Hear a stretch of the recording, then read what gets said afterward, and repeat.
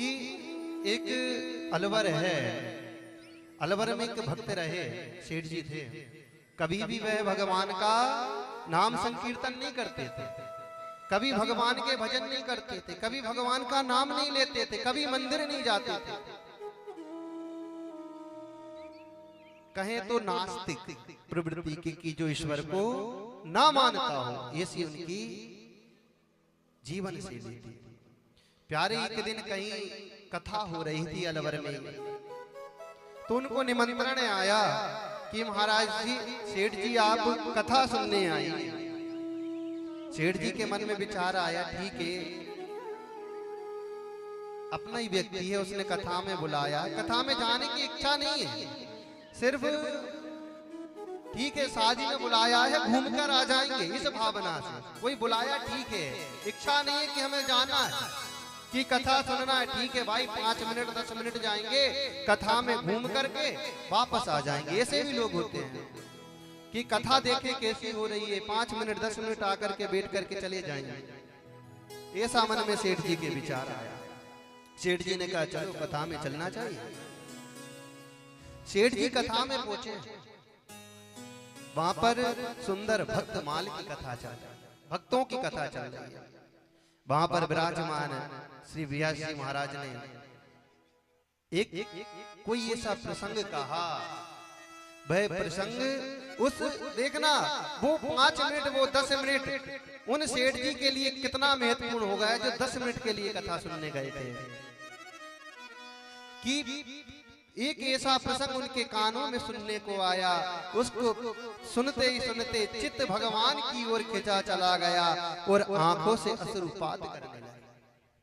कथा हुई, बैठे रहे, जो 10 मिनट का मन में विचार करके आए वो पूरे 3 घंटे 4 घंटे तब तक कथा हुई, जब तक बैठे रहे।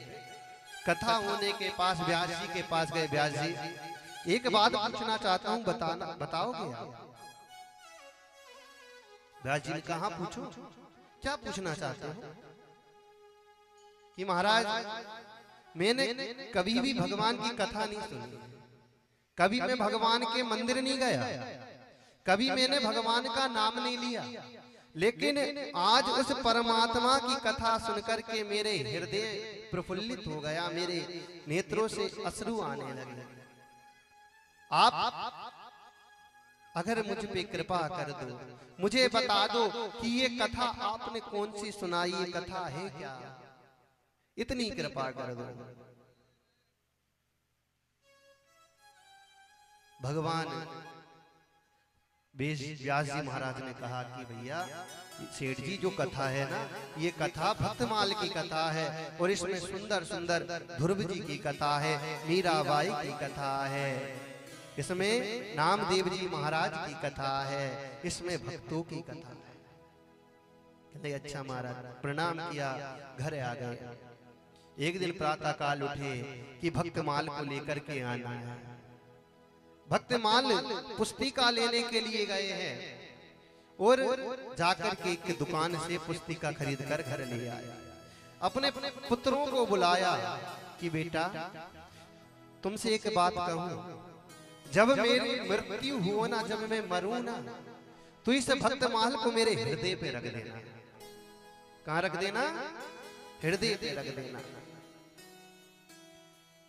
पुत्रों ने कहा पिताजी क्यों पागल जैसी बातें करते हो, अभी आपकी आयु ही क्या है, आप अभी से मृत्यु की बात करते हो। पिता ने कहा कि बेटा अब सिर्फ इतना कर्म कर देना, अब रोज उस भक्तमाल को लेते अपने हृदय से लगाते। पढ़ना नहीं आता सेठ जी को, कभी किताब खोली नहीं, कभी पढ़ी नहीं, और उसके बाद सुनने भी नहीं गए। 10 साल व्यतीत हुए, मृत्यु समय निकट आया। जब मृत्यु समय निकट आया तो कहते हैं कि कंठ घुर घुर करने लगता कि कृष्ण तुदीय पद पंकज पंजरातम अधैव मे विशतु मानस राजहंसा प्राण प्रियाण समय कभ बात पेते, कंठावरोधन विधौ स्मरणं कुतस्तै। जब अंत समय आता है, कंठावरोधन विधौ स्मरणं कुतस्तै, कंठ अवरुद्ध हो जाता है, कंठ से वाणी नहीं निकलती। कुछ बोलना चाहते हैं, बोल नहीं सकते, आंखें खोल करके इशारा करते हैं, लेकिन लोग हमारे इशारे को समझ नहीं पाते। जब स्वास्थ्य खराब हुआ, सभी बालक आ गए, सभी नगरवासी देखने आए सेठ जी को। बड़ा बालक बाहर लेता था, वो भी आया। पिताजी अलमारी की ओर इशारा कर रहे हैं, घबराए हुए हैं, विवल हैं, पसीना आ रहा है, डर लग रहा है, भय है, और एक अलमारी की ओर इशारा कर रहे हैं। सभी बच्चों ने कहा, पिताजी ये क्या कर रहे हो? कहना चाहते हैं लेकिन कुछ कंठ से निकल नहीं रहा, कुछ बोलना चाहते हैं, कुछ कहना चाहते हैं, लेकिन नहीं सुनने में आ रहा। जब देखा कि अलमारी की ओर इशारा कर रहे हैं, गए हैं, अलमारी को खोला तो क्या देखते हैं कि पुस्तिका रखी है भक्तमाल जी की। भक्तमाल जी को उठा करके लाए, विचार करने लगे कि हमारे पिताजी इस बार बार इस किताब की ओर इशारा क्यों कर रहे थे। 10 साल पहले कहा था, बड़े पुत्र को याद आया कि हमारे पिता ने 10 साल पूर्व ये बात कही थी कि जब मेरे प्राण निकलने के हो, जब मेरी ये अवस्था हो, इस भक्तमाल को मेरे हृदय से लगा देना, मेरे वक्षस्थल से लगा देना। बंधु, आज जब बड़े पुत्र को ये याद आया, भक्तमाल जी को लिया है, भक्तमाल जी को लेकर के सेठ जी के हृदय से लगा दिया, और श्री सेठ जी के जैसे ही हृदय से लगाया, सेठ जी जोर जोर से बोलने लगे, श्री कृष्ण शरणम ममा, श्री कृष्ण शरणम ममा, श्री कृष्ण शरणम ममा। पुत्रों ने कहा, पिताजी अभी तो आपकी आवाज नहीं निकल रही थी, अभी आप कुछ बोल नहीं पा रहे थे, कंठ आपके अवरुद्ध थे, ऐसा क्या हो गया? इस भक्तमाल को आपके हृदय पे रखते ही आपके मुख से वाणी निकल गई, और आप इतने प्रसन्न हो गए, इतने खुशी हो रहे हो, इतने सुख में हो, इसका कारण क्या है? पिता ने कहा, बेटा जब मैं तुमने देखा कि जब मैं कुछ बोल नहीं पा रहा था और मेरे कंठ अवरुद्ध था और मैं भयभीत हो रहा था, उस समय 4 यम के दूत मेरे पास खड़े हुए थे, मेरे गले में काले पास को डाल करके मेरे कंठ को अवरुद्ध कर करके बैठे थे।